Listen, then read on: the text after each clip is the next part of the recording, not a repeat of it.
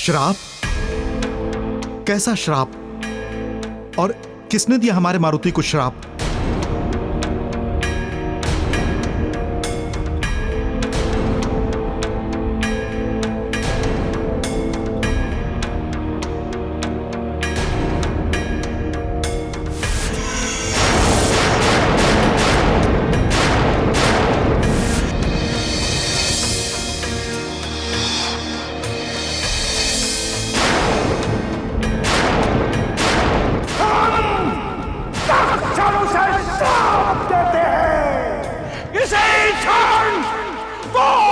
शक्तिहीन हो जाए।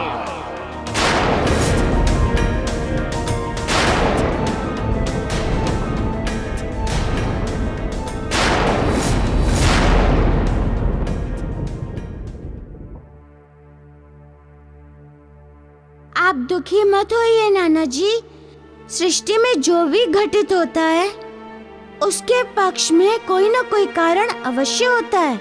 ये बात भिन्न है कि हम उस कारण को देख नहीं पाते तथा द्वितीय सत्य नियति द्वारा निर्धारित विषयों पर प्राणी का कोई वश नहीं होता। नाना श्री,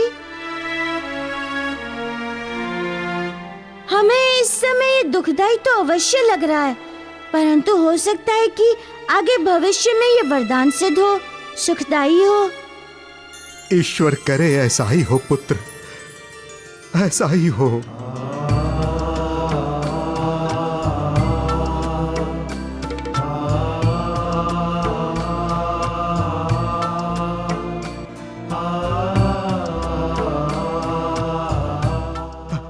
पुत्री,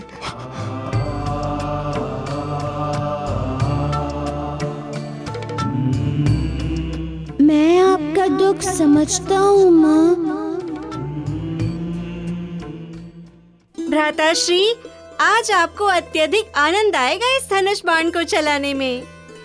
परंतु वाण चलाने के लिए ध्वनि तो चिन्हित करना होगा, अन्यथा ऐसे किस ध्वनि पर चलाएंगे वाण? तो आइए ना चलकर किसी ध्वनि को चुनते हैं।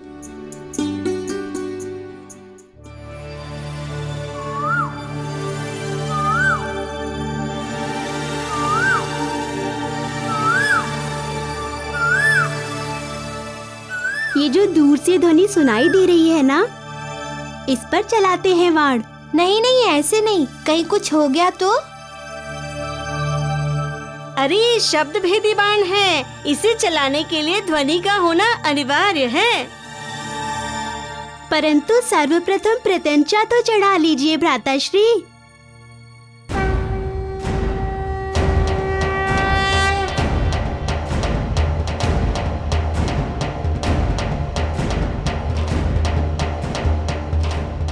महारानी, आज बहुत समय से चारों पुत्रों को नहीं देखा, कहाँ है वो? बाहर खेल रहे होंगे महाराज। ये लीजिए।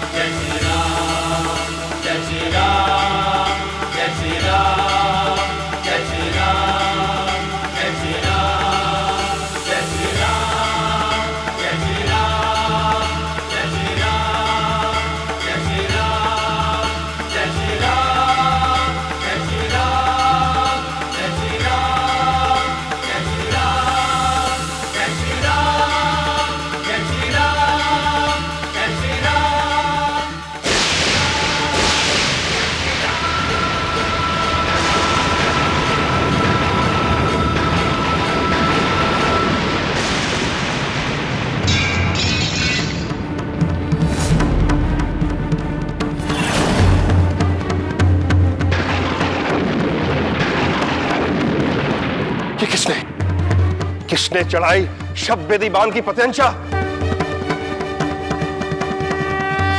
भ्राताश्री, ये वाण लीजिए। कौन? महाराज रुक जाइए महाराज। महाराज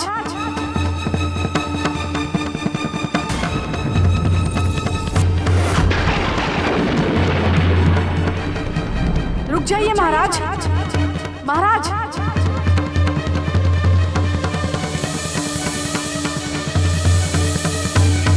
महाराज रुकिए।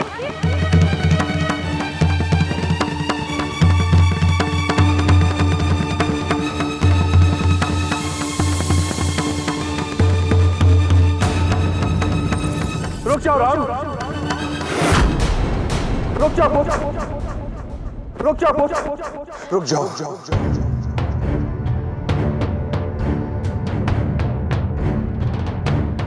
क्या हुआ पिताश्री? आप इतने अशांत क्यों हैं? राम, ये धनुष बाण तुम्हें कहां से मिला? शस्त्रागार से। राम, ये शब्द भेदी धनुष बाण है। जीवन में आज के बाद इसे कभी स्पर्श नहीं करना। लाओ तो, इसे मुझे दो। परंतु पिताश्री, ऐसा क्या है इसमें?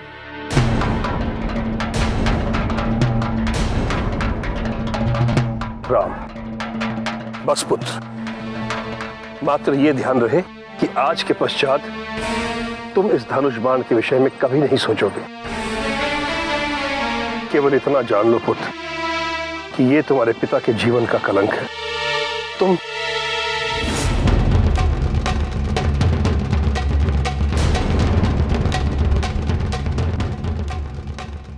राम, ऐसी कोई बात नहीं है बेटा। इस धनुष से निकला हुआ बाण किसी का भी अहित कर सकता है, इसलिए इसे आज के बाद कभी स्पर्श मत करना। मुझे क्षमा कर दीजिए पिताश्री। मुझे ज्ञान नहीं था कि मेरे इस कृत्य से आपको कष्ट होगा। कोई बात नहीं राम, मुझे ज्ञात है तुमने ये भूल जानबूझकर नहीं की है। भूल तो हो जाती है पुत्र, अनजाने में, अज्ञानतावश एवं कभी कभी जिज्ञासावश।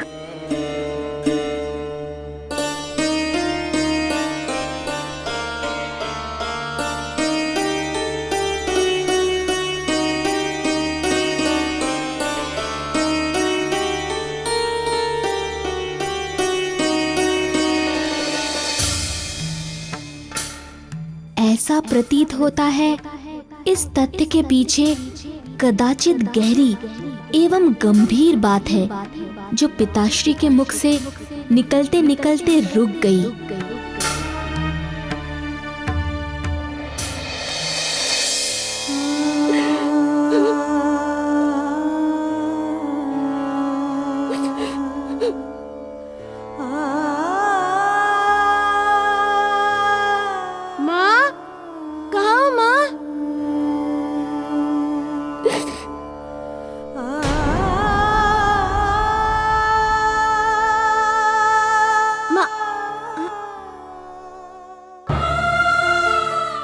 मारुति, मत आओ मेरे निकट। रुक जाओ वहीं पर, रोक लो अपने पाँव वहीं पर।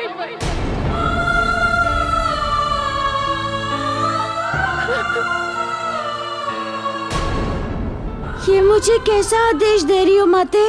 अपने पुत्र को अपने से अलग रहने का आदेश? कैसे रह सकता हूँ मैं आपसे दूर? दूर रहना पड़ेगा मारुति, तुम्हें मुझसे दूर रहना पड़ेगा। मेरे सानिध्य में तुम्हारा किंचित मात्र भी हित नहीं हो सकता है। अपराधी हूँ मैं। तुम्हारे साथ जो कुछ भी हुआ उसकी दोषी मैं हूँ। नहीं माँ, नहीं। हाँ मारुति, हाँ, मैं ही कारण हूँ तुम्हारे अहित का। इन सब की उत्तरदायी मैं हूँ। भक्ता में अंधी हो गई थी मैं। इसीलिए दिन रात आठों पहर ईश्वर से यही प्रार्थना करती कि मारुति सदैव मेरे आंखों के सामने रहे, पल भर के लिए भी मुझसे ओझल न हो, दूर न हो। और मेरी यही भावना, यही प्रार्थना तुम्हारे जीवन की बेड़ी बन गई और मेरे जीवन का शूल। समस्त घटनाओं और दुर्घटनाओं की मूल मैं ही। चला जा मारुति, मुझसे दूर चला जा।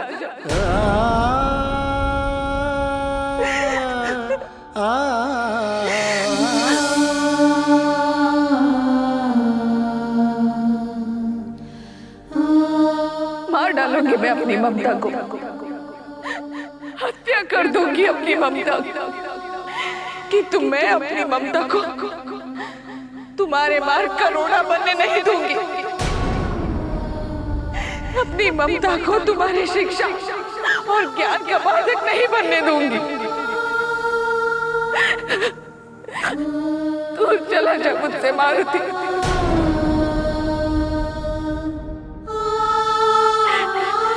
मैं कदापि ईश्वर से तुम्हारे लिए प्रार्थना नहीं करूंगी। चला जा मारुति, चला जा। बस माँ, बस अब कुछ मत कहो। आप जिस ममता और स्नेह को दोषी ठहरा रही हो, वही तो मेरे जीवन का आधार है, वही तो मेरी शक्ति है माँ। उसी से मेरा अस्तित्व है। जिन शक्तियों के जाने से आप इतना दुखी हो, आपसे ही तो मुझे वो शक्तियाँ प्राप्त हुई हैं। यदि मैं आपका पुत्र नहीं होता तो वो शक्तियाँ मुझ में कहाँ से आती? आपने ही तो मुझे योग्य बनाया है। मैं तो इस सृष्टि का सबसे सौभाग्यशाली पुत्र हूँ, क्योंकि मेरे पास आप जैसी माँ है। मुझे किसी ज्ञान की, किसी गुरुकुल की आवश्यकता नहीं है, क्योंकि मेरे पास आपके रूप में इस संसार की सबसे अच्छी गुरु, सबसे विशाल गुरुकुल तथा सबसे बड़ा ज्ञान है।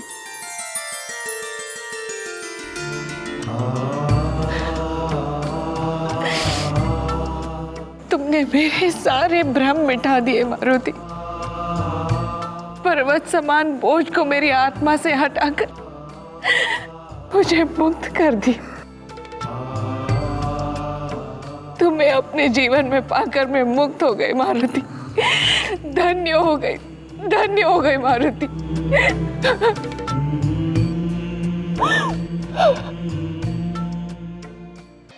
मैं तुम्हें श्राप देता हूँ, कभी शांति से जी नहीं सकोगे तुम। पुत्र वियोग का भय सदैव पीछा करेगा तुम्हारा। तुम भी पुत्र वियोग में मरोगे। जिस प्रकार तुमने हमें पुत्र वियोग दिया है, उसी प्रकार तुम भी पुत्र वियोग में झुलसते रहोगे। नहीं, नहीं, मुझे श्राप मत दो, मत दो श्राप मुझे श्राप मत दो, मुझे श्राप मत दो, मत दो श्राप मुझे। क्या हुआ महाराज? श्रवण के माता पिता ने जो श्राप दिया था मुझे, उससे मेरा समस्त जीवन व्यर्थ और कलंकित हो गया महारानी। भूल जाइए महाराज, भूल जाइए उस श्राप को। एक दुखद स्वप्न समझकर भूल जाइए। कैसे भुला दूं महारानी? कैसे विस्मृत करो उस घटना को? कैसे? वो श्राप और यही धनुष और बाण दोनों मेरे समक्ष यथार्थ बनकर खड़े हैं। बार बार वो दिन और वो समय मेरे समक्ष आकर खड़े हो जाते। कैसे विसारूं वो दिन? कैसे महारानी, जब यही धनुष बाण लेकर मैं सरजू नदी के तट पर शिकार करने गया था।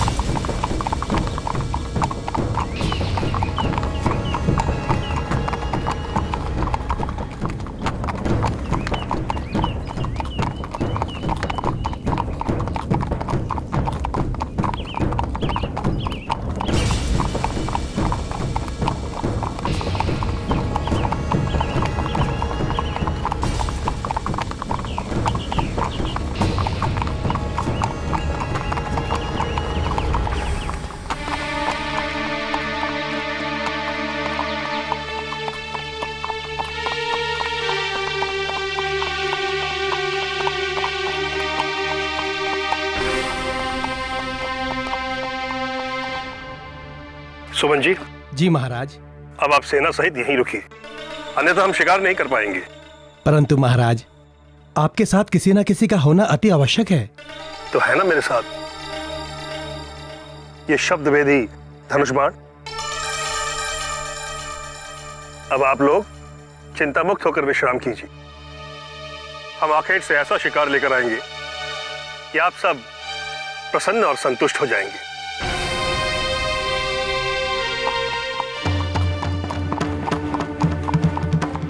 ये प्रथम अवसर है जब महाराज ने आखेट पर अकेले जाने का निर्णय लिया है। कदाचित कोई अनर्थ ना हो जाए।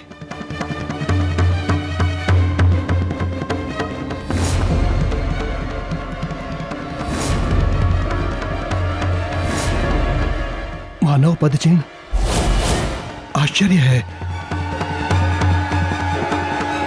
इस नरभक्षी पशुओं के क्षेत्र में ये मानव पदचिन्ह कहां से आया?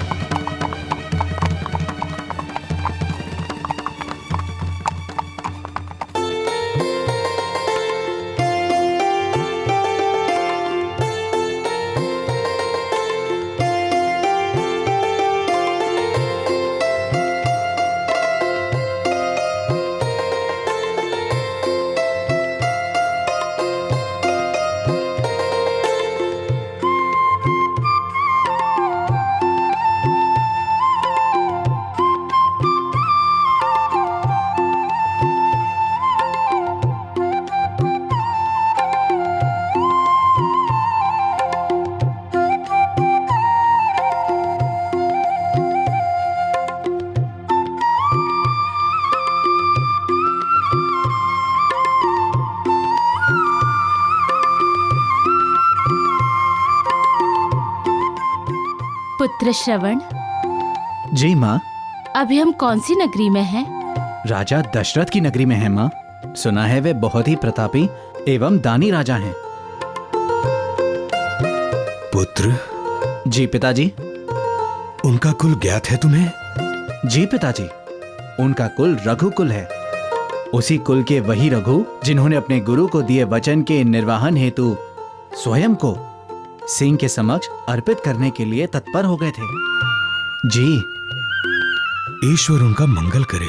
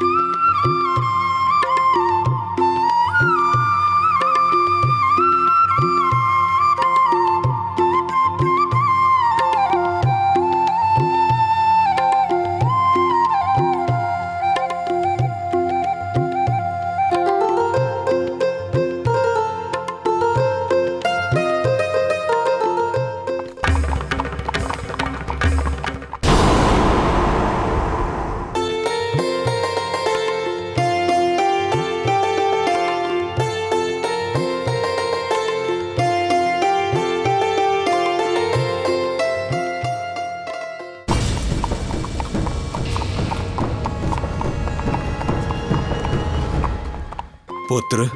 जी पिताजी। तू अनवरत हम वृद्ध सुर माता पिता को कंधे पर बहंगी पर बिठाए चला जा रहा है। कलांत हो गया होगा, कहीं बहंगी रखकर विश्राम कर ले। पिताजी, माता पिता की सेवा से कोई क्लांत होता है भला? उनकी सेवा से तो स्वर्ग का सुख प्राप्त होता है। माता पिता की सेवा तो भागीरथी की वो धारा है जिसमें मात्र एक बार डुबकी लगा लेने से जन्म जन्मांतर की थकान दूर हो जाती है। मानव अपनी भूल और पाप से मुक्त हो जाता है। चिरंजीवी हो पुत्र, चिरंजीवी हो। तुझ जैसा पुत्र पुण्य का प्रसाद है। तुमने हमें तीनों धाम की यात्रा करवा दी। अब केवल चौथा शेष रह गया है। शीघ्र वो भी हो जाए तो तुझे भी इस कठिन यात्रा से मुक्ति मिले। ये भी कर लेंगे माँ, और आप लोग मेरे कष्ट की चिंता ना करें। शेष यात्रा भी आप लोग शीघ्र कर लेंगे। तुझ जैसा पुत्र हो तो 4 धाम क्या, 84 धाम भी हो तो उसकी यात्रा भी हम कर लें।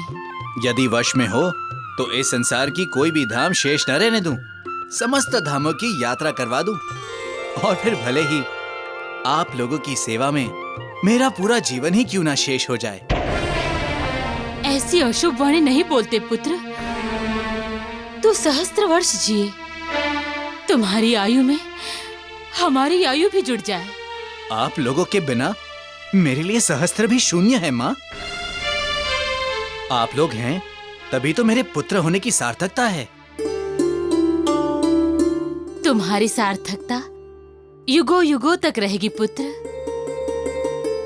तू संसार में माता पिता की सेवा के लिए सदैव स्मरण किया जाएगा। ये एक जननी का आशीर्वचन है।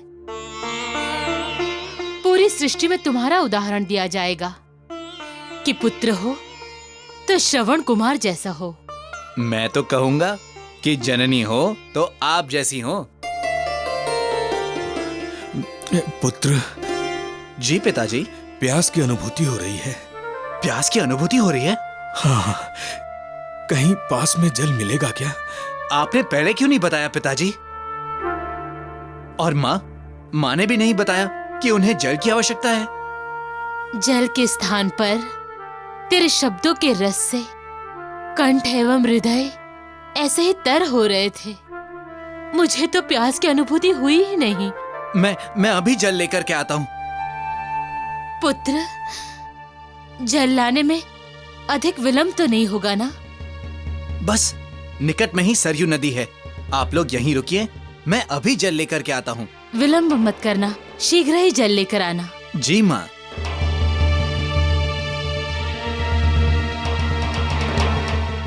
शीघ्र ही आना पुत्र। जी पिताजी। पुत्र श्रवण, पुत्र श्रवण। किसे पुकार रही हो? वो तो चला गया।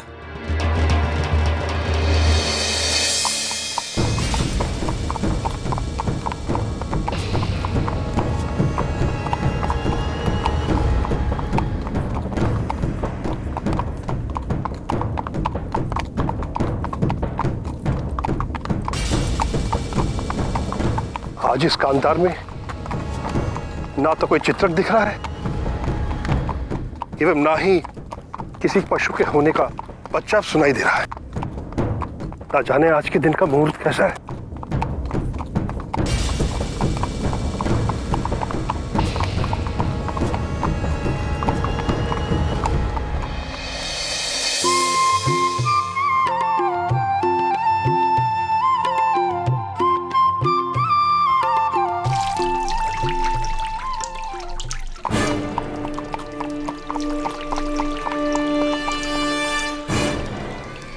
ये तो व्याघ्र की ध्वनि है।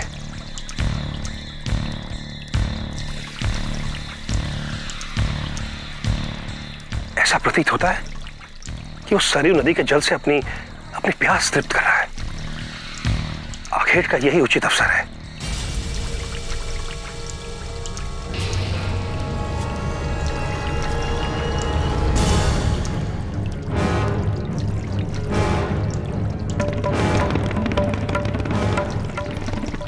हे शब्द भेदी बाण, जिस दिशा से ध्वनि आ रही है उस पर आघात करो।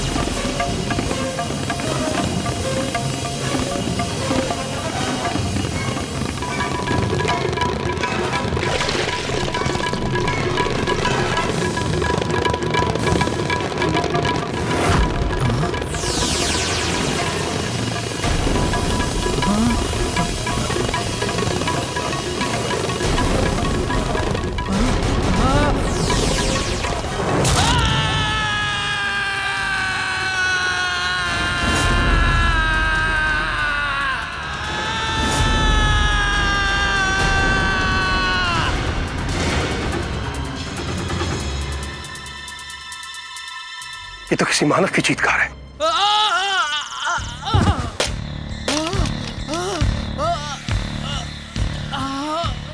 श्रवण कहाँ रह गया? बहुत विलंब कर दिया उसने आने में। वो अब तक आया क्यों नहीं? नदी दूर होगी तो जल लाने में समय लगेगा ना। धीरज रखो, आता ही होगा।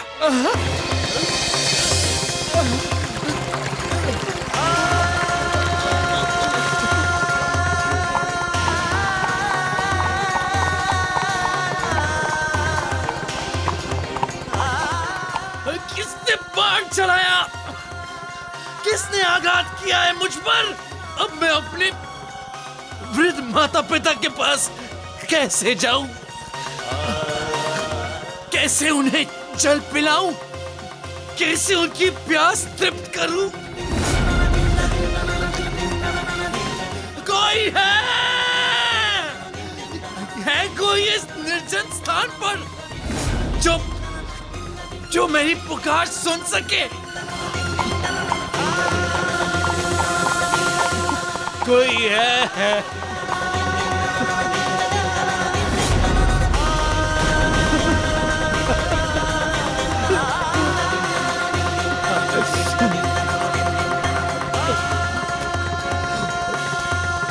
कोई है?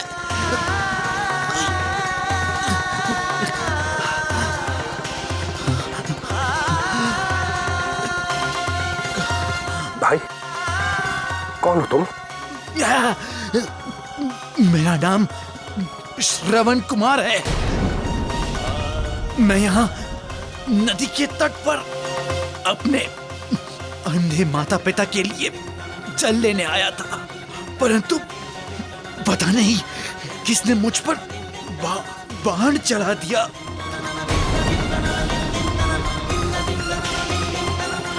हे शब्द भेदी बाण, जिस दिशा से ध्वनि आ रही है उस पर आघात करो।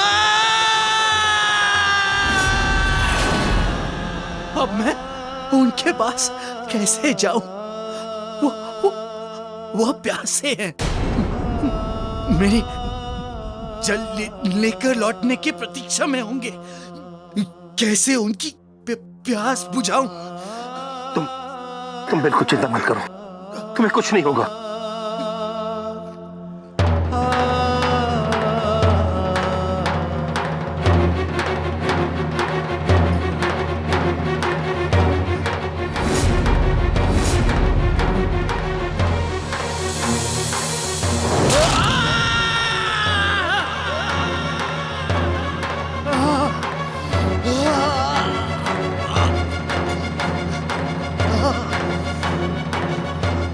भाई, मेरा अंत निकट है,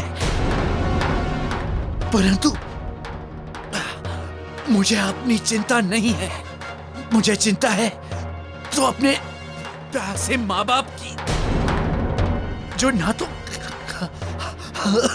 देख सकते हैं और ना ही चल सकते हैं।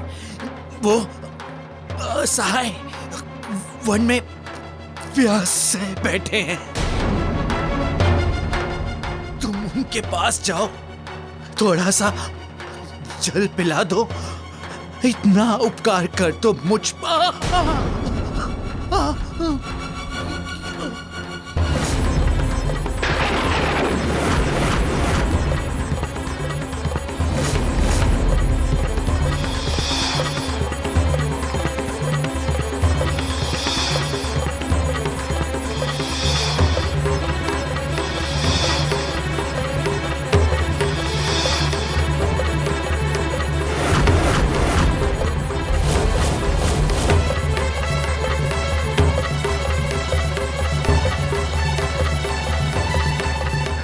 हे विधाता,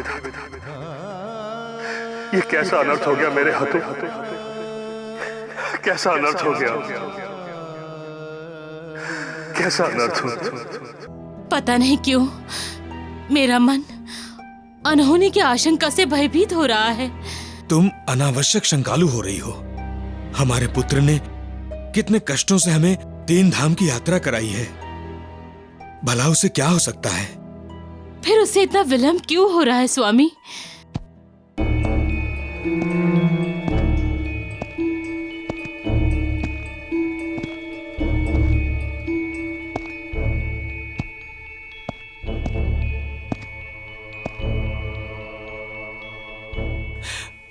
गए पुत्र?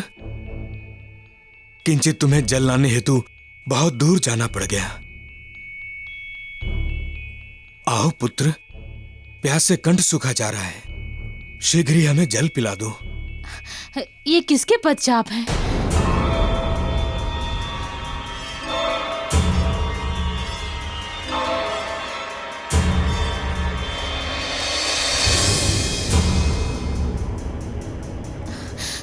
पुत्र श्रवण, श्रवण, तुम व्यर्थ ही व्यग्र हो रही हो। अपना श्रवण ना होगा तो अन्य कौन होगा?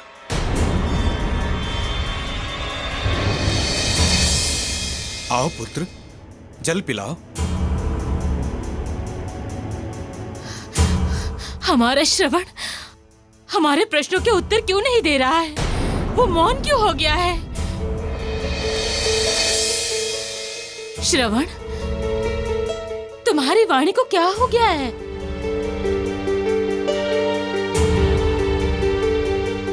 स्वामी, श्रवण तो निद्रा की अवस्था में भी हमारे प्रश्नों के उत्तर देता है। ये निश्चित ही कोई अपरिचित है। तुम पुत्र मोह में भ्रमित हो रही हो।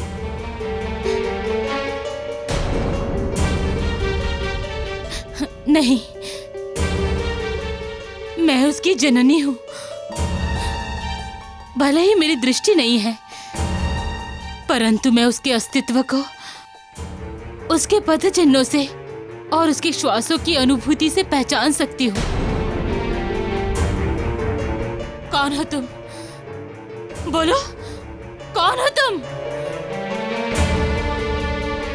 आप जल ग्रहण करें। जब तक तुम हमारे प्रश्नों के उत्तर नहीं दे दोगे, हम जल ग्रहण नहीं करेंगे। ऐसे ही प्यासे मर जाएंगे। बोलो, कौन हो तुम? और हमारा श्रवण कहाँ पर है? आप जल ग्रहण करें, मैं अभी बताता हूँ। हाँ, बताओ, बता दो हमें, हमारा श्रवण कहाँ है? कहाँ रह गया वो? मौन क्यों हो? बोलते क्यों नहीं? बताओ, श्रवण कहाँ है? कहीं उसके साथ कोई अमंगल, कोई अप्रिय?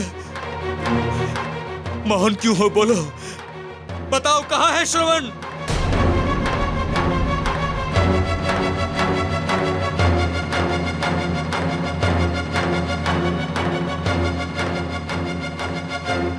क्षमा करे देव,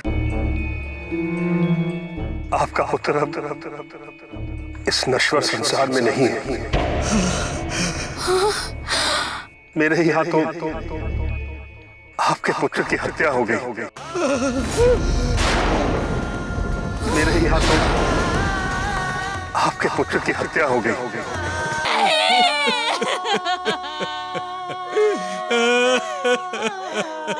हमारा श्रवण हमें छोड़कर नहीं जा सकता, नहीं जा सकता।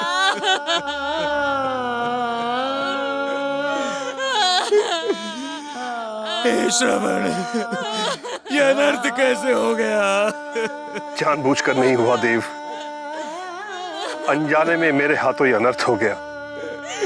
हमारा पुत्र हमें छोड़कर कदापि हमसे दूर नहीं जा सकता। उसकी मृत्यु नहीं हो सकती, उसकी मृत्यु नहीं हो सकती। इतनी कठोर यातना। देव हमारी इतनी कठिन परीक्षा नहीं ले सकते, नहीं ले सकते। उसके कहने पर ही आप दोनों की प्यास बुझाने हेतु ये जल लाया हूं। हत्यारे, विष क्यों नहीं लेकर आया? वृद्ध माता पिता के कंधे पर युवा पुत्र के शव का बोझ देकर जल पिलाने आया है तू।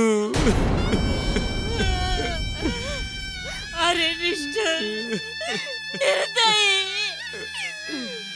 तुमने हमारी पुत्र की तो हत्या कर दी, अब उसी बाण से हमारे भी प्राण ले लो।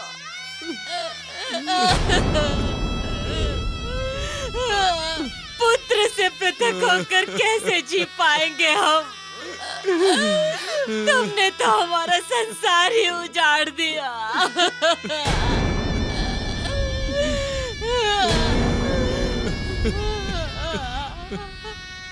इस अपराध का मैं तुम्हें दंड दूंगा मैं तुम्हें। चाहूं तो मैं तुम्हें अपने तप और योग के बल से तत्क्षण भस्म कर दूं, परंतु मैं ऐसा नहीं करूंगा। कारण पुत्र वियोग की असहनीय पीड़ा की अनुभूति तुम नहीं कर सकोगे, जो हम वृद्ध अंधे माता पिता कर रहे हैं। अतएव मैं तुम्हें श्राप देता हूं।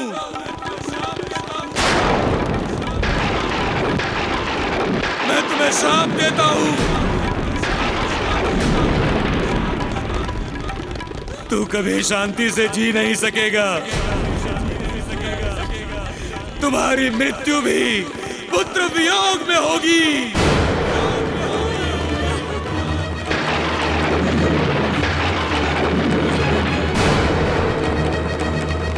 जिस प्रकार तुमने हमें पुत्र वियोग दिया है, तुम भी उसी प्रकार पुत्र वियोग में झुलसते रहोगे।